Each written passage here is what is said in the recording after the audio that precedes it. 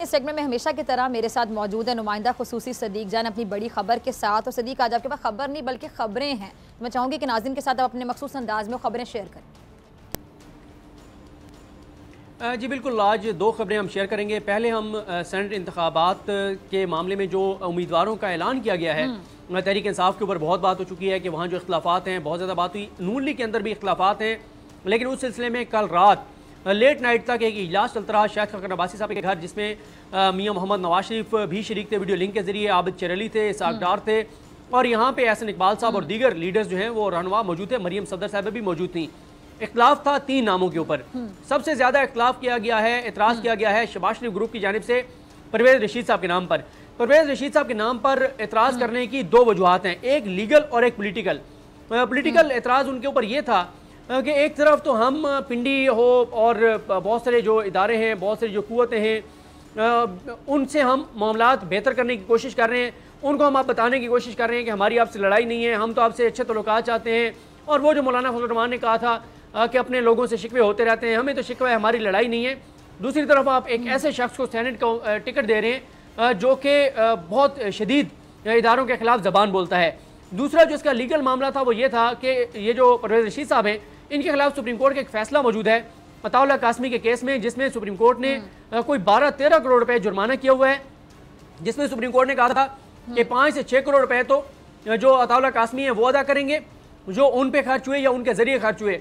और बाकी जो पैसा है उसमें 20% फवाद हसन फवाद, 20% इसाक डार और 10% जो है वो इन्होंने परवेज रशीद साहब ने देना था, वो इन्होंने नहीं दिया। एक तरफ तो इन्होंने सुप्रीम कोर्ट में रिव्यू की दरखास्त डाल दी, दूसरी तरफ इन्होंने इस्लामाबाद हाई कोर्ट में पीटीबी ने रजू किया। उन्होंने कहा कि सुप्रीम कोर्ट के फैसले पर अमलनामा नहीं हुआ और इन लोगों ने हमें पैसे जमा नहीं कराए। अब ये कहा जा रहा है कि अगर ये डिफॉल्टर के तौर पर स्क्रूटनी में ये बाहर हो गए तो मसला हो जाएगा, या उसके बाद अगर ये सेनेटर मुंतखब हो जाते हैं और कोई सुप्रीम कोर्ट में चला जाता है तो तब भी इनके ऊपर खतरात होंगे, नाअहली के बादल मंडलाते रहेंगे, इसलिए इनको नहीं देना चाहिए टिकट। दूसरा जो एतराज़ आया वो आजम नज़ीर तारड़ साहब के नाम पर आया। उनके बारे में कहा गया कि उनकी मुस्लिम लीग नून पार्टी के लिए कोई खिदमात नहीं है, उनकी सिर्फ और सिर्फ खिदमात हैं शरीफ खानदान के लिए, शरीफ खानदान के करप्शन केसेस लड़ने के हवाले से, और अगर आप उनको फीस नहीं दे सकते थे तो आपने उनको टिकट दे दिया है, जो कि किसी तौर पर भी ठीक नहीं है। ये पार्टी के अंदर ये बात हुई। तीसरा जो एतराज़ हुआ वो साजिद मीर साहब पर हुआ कि उनकी नून लीग के लिए क्या खिदमात हैं, लेकिन उनके बारे में भी कल यही बताया गया कि क्योंकि वो एक बड़े इस्लामी मुल्क के साथ राब्ते के लिए वो पुल का किरदार अदा करते हैं तो इसलिए उनको टिकट दिए गए हैं। नवाज शरीफ ने नून लीग में उठने वाले सवालात एतराज़ात को यकसर मुस्तरद करते हुए कहा है कि जो नाम हमने प्रपोज किए हैं वही नाम फाइनल हैं और हम इन नामों को वापस नहीं लेंगे। अब हम आते हैं दूसरा मामला जो सुप्रीम कोर्ट ऑफ पाकिस्तान में चल रहा है। सुप्रीम कोर्ट ऑफ पाकिस्तान में आज चीज़ें वाज़ेह हो गई हैं और आज उन लोगों के लिए बुरी खबर है जो वोटों के पैसों के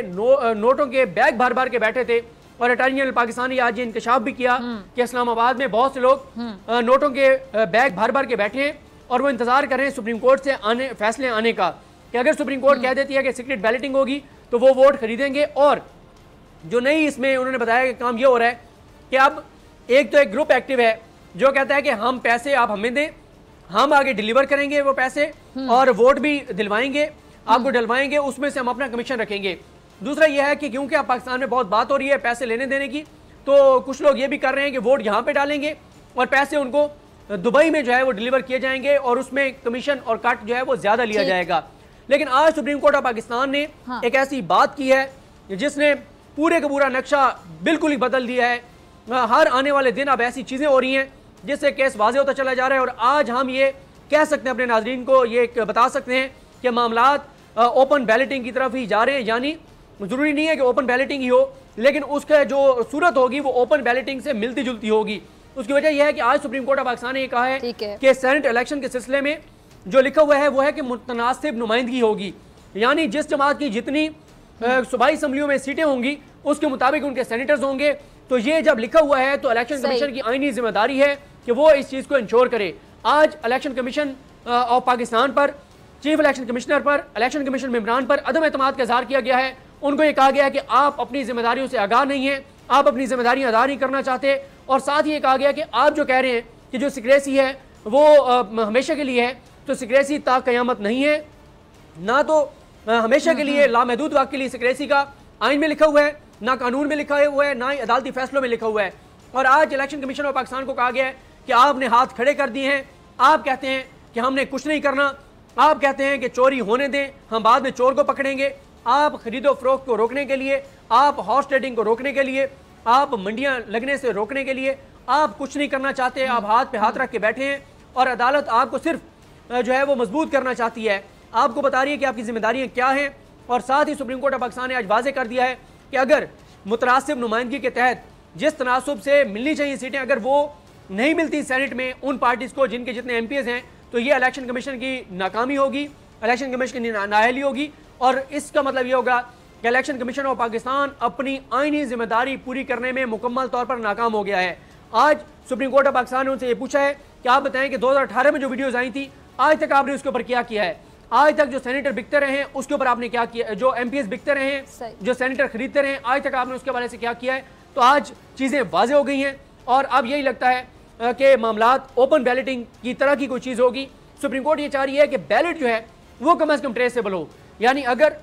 इलेक्शन के बाद कोई किसी उम्मीदवार पे किसी MP पे इल्जाम लगता है कि आपने वोट गलत बंदे को दिया था, अगर वो कहता है इलेक्शन कमीशन को कि मेरा वोट आप दिखा दें कि मैंने तो ठीक बंदे को दिया था,